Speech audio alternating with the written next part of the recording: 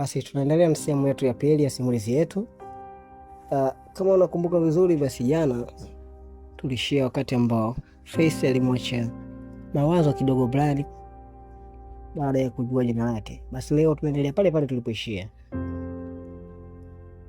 Siku ya pili ilikuwa ya ukimya, lakini kichwani mwangu kulikuwa na kelele zisizotulizika.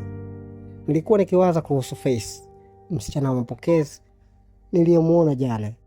Macho yake, sauti yake, na hata namna alivyonitazama ilizua hisia mpya ndani yangu. Hisia ambazo kwa muda mrefu nilikuwa nimezizika.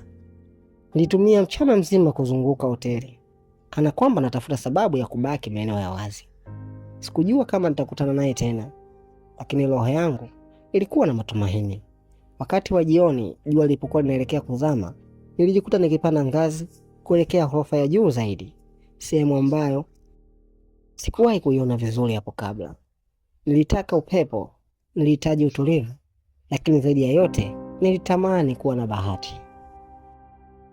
Nikafikia balkoni ya juu ya jengo. Pale kulikuwa na mwanga mdogo wa rangi ya dhahabu ukitoka kwenye taa ndogo ya ukutani, na katika ukimya ule niliona nywele zikiwa zinacheza, zikichezeshwa vizuri na upepo.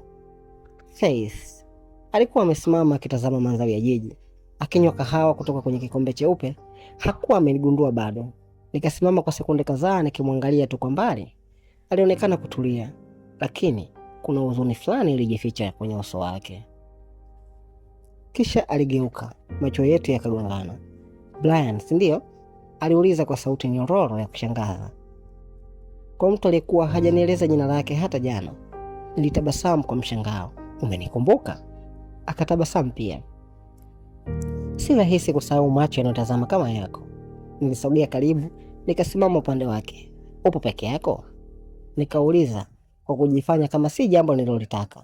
"Ndiyo. Hapa ndio sehemu yangu ya kutuliza kichwa. Jiji linaonekana tofauti ukiwa juu hivi." Akasita kidogo, kisha akaongeza, "Na wewe je? Umekuja kutafuta upepo au kimya?" Nadhani nilikuwa natafuta kitu, lakini sikujua ni nini hadi sasa.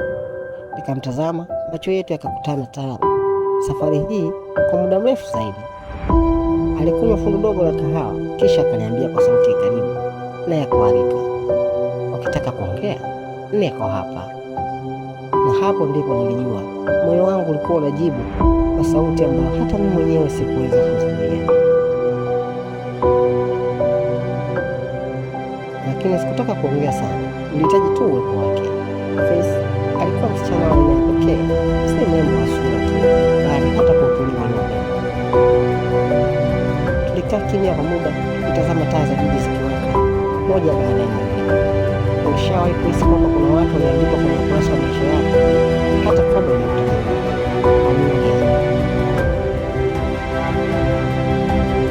Nikujibu, nilitazama tu nikamwona kama mtazamo na hafifu ilikuwa imeficha uso.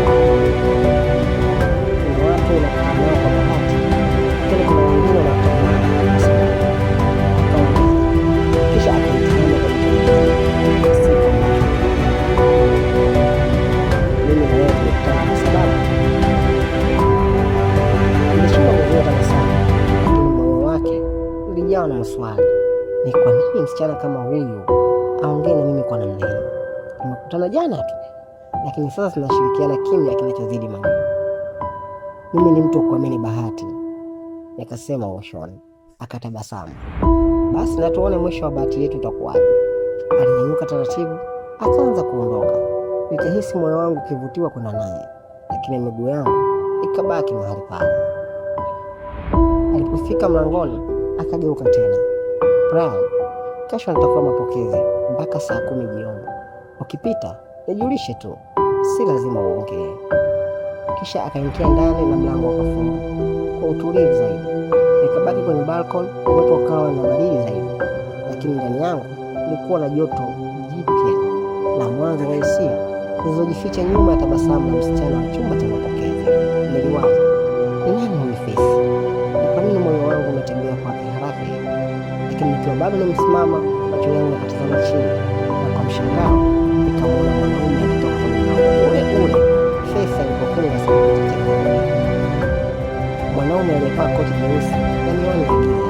Usiku huu